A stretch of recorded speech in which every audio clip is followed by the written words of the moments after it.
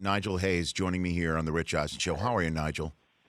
I'm doing all right, sir. How are you doing? I'm better for talking to you. I really enjoy how you go about your business, Nigel. And Well, I'm thank you. it really, and I'm not just talking hoops. I really just love what you've been doing at Wisconsin, what you tweet about, how you go about talking about issues that go beyond the basketball court, and then when it all comes down to it, you ball out. That's what I'm wondering. What your philosophy is about why you go about doing things the way you do, Nigel. I think I tried my best to. I've been sometimes told I like to be a pot stirrer. So sometimes I try and, stir the pot, get things going, speak on issues that I think are not only important to myself, but important to a lot of people. I think the two main issues, one being NCAA paying the players, and also issues regarding race, civil rights, black issues, and fair treatment of people. I think I've done a good job with those two issues. Are two issues I think that are extremely serious, prevalent, affect a lot of people, and I think those are good issues for me to back. Well, with that being said, I try to, still play basketball sure, decently sometimes. So, what do you ever get told to stick to sports? Essentially, all the time from everyone. I have the people at games when we go on the road. Someone's yelling that. You have your egg avatar stars on Twitter who want to tell you what you should be doing. You have random people who think that that their opinion is the one that is going to fix the world, or is the one that will make me do something I'm supposed to do. But whenever you get any pushback, feedback from something that these two issues I perceive are positive, good issues that need changing, if there's any flack from it, it's something more wrong with the critiquer, not necessarily myself. Egg avatar stars. That sounds like you could maybe go one-on-one with them, or they could field a squad. They could put somebody out on the court. That does sound like you might be able to post up an egg avatar star, Nigel. Well, I don't know what they could be 6'8", they could be 4'8", but they love to share their opinion and hide behind an egg. Actually, as beautiful as social media, the internet age that we live in, they'll be for information. It also gives people an out to do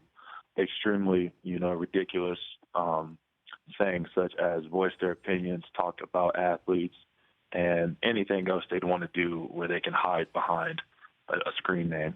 Nigel Hayes, Wisconsin forward, here on the Rich Eisen Show. And before we do turn the page to Florida and Madison Square Garden, et cetera, I do want to just dig in a little bit on the NCAA front and how you believe that you should be paid for what you are doing. Why, Nigel? Why isn't just from what folks may respond? I'm sure you've heard this. Why isn't just the education you're receiving and that you're taking advantage of at Wisconsin enough? Because I think the amount of money that is being generated is upwards in the billions. The amount of money that the schools make. You see the amount of money that coaches continue to make more and more. And one of the arguments is you're an amateur being an amateur. Well, the coaches coaching me are coaching in an amateur situation, so they shouldn't be paid either. I don't think anyone would agree with that statement, especially the coaches who get those wonderful salaries. So this makes it saying that the players should be paid, the ones who are generating all of that money. And, it's just simple economics. They talk about the schools, so let me use some of the schooling I've had. The economics, the free market that we live in, supply and demand. If we're the workers in this system that are generating all of this money, then those workers deserve a piece of that compensation. So I know, and you're a finance guy, though, but when you parse it all out, Nigel, do you get more than, say, one of your teammates that's coming off the bench or somebody who is just walking on? I mean, how does this work? Should this box get opened? I think that it should be, especially working with the case that I'm working with, and then also other advisors I have on the topic, the best option is to let the schools allowed to decide. Currently, the rule is that we're not allowed to be paid. So if the rule was taken away where each school could pay their players, I'm sure that the schools would figure out the most just way to pay each player. Nigel Hayes joining me here on the Rich Eisen Show. Okay, let's talk hoops then. Where did that shot rank for you? The one that knocked out Villanova, essentially. It's probably one of the biggest ones in my career, I think, especially being here. I think it did a great job for obviously to continue the season, this group of senior class, but also dealing with some of the talk that we've had about us not being, good enough to do this, not being good enough to play with the good teams. My class, senior class in particular, about how we haven't been able to accomplish anything on our own, as if the first 2 years of here we were just in the stands watching. It was, as some people like to say, we just, had great courtside seats to watch other guys do the work, like we weren't a part of it. So it's kind of the senior class and the rest of the guys are getting a chance to create a name for themselves. And when you look at all of it, though, I mean, here you got you're seeded 8th, Sweet 16. Michigan seeded 7th, Sweet 16. Purdue seeded just 4th, Sweet 16. Why do you think the Big Ten gets so overlooked, Nigel?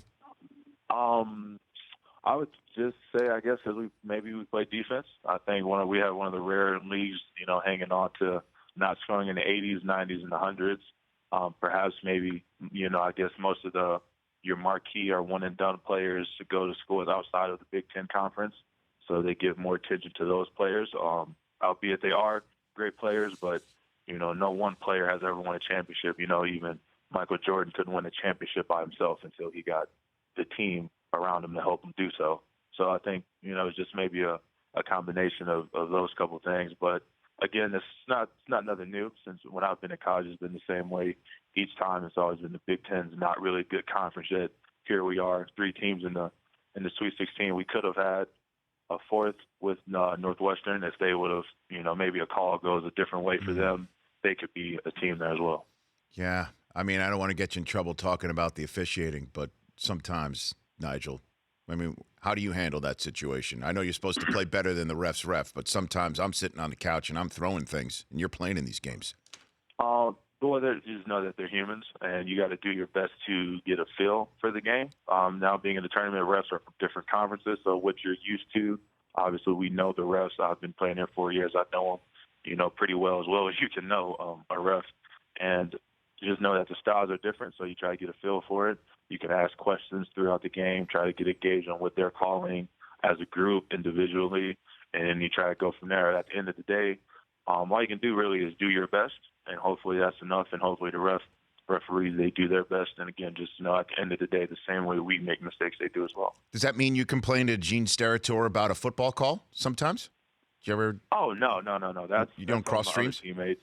Yeah, that's some of my other Packer fans teammates. They love Gene like he's one of their fathers. It's actually pretty romantic. You should see some of the guys when we get to a game. That's and right. Then they're peeking as the refs walk out, and once they see Gene, for instance, Aaron Mace, one of my teammates, he loves Gene.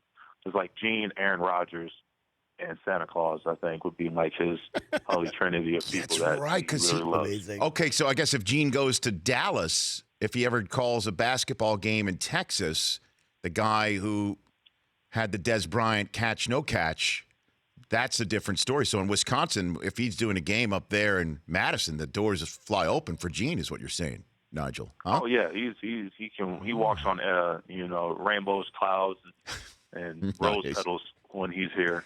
Nice, I like it. So I know you're from Ohio, and obviously played in Wisconsin. Does going to Madison Square Garden mean something to you? It always does. It always does to the players, especially ones who want to try and definitely make a name for themselves, perform well. Every player wants to come out and do the best that they can on one of the biggest basketball venues in the world. So it's always a great opportunity for us. But you can't let that excitement, that moment, get the best of you. You can't try to go out there and force a great performance, because when a player does that, it never ends well. And when you mentioned Jordan's name, that's Kaminsky's boss right now, right? That's Frank's. It is. Guy. It is. Are they tight now? What are have you met Jordan through Frank? I Nigel? have not met the great Michael Jordan yet. Okay. But Frank speaks highly of him. Frank likes him. I think he like anyone who gives him 20 boxes of shoes a day for free. I think you could like someone that does that for you. Now he can get those. See, now that he's a pro, right? Yeah. Now he's a pro, you can get those beautiful things. Yeah. Exactly. Yeah. Well, maybe Arizona. If you see North Carolina and Arizona in the final game, maybe Jordan will be there and Frank can introduce it to you. How about that as an idea? Well, that'd be splendid. You know, I could tell him, hey, thanks for the move. I bought from you, although I didn't do it near as glamorous as you did. Nice. It was still effective nonetheless. Nigel, congrats on the game-winning shot. And again, like I said, I tweeted about it over the weekend. Just although I didn't include your Twitter handle, I wasn't subtweeting you. I wasn't an egg avatar. I really like how you go about your business and how you play. So thanks for calling in. Thank you, sir. Appreciate it. Thanks Of for course, having me. you got it. Good luck to you. That's Nigel Hayes, Wisconsin forward, taking on Florida with the hopes of taking on either Baylor or South Carolina in the wide-open East region. The Rich Eisen Show, weekdays at noon Eastern on Audience.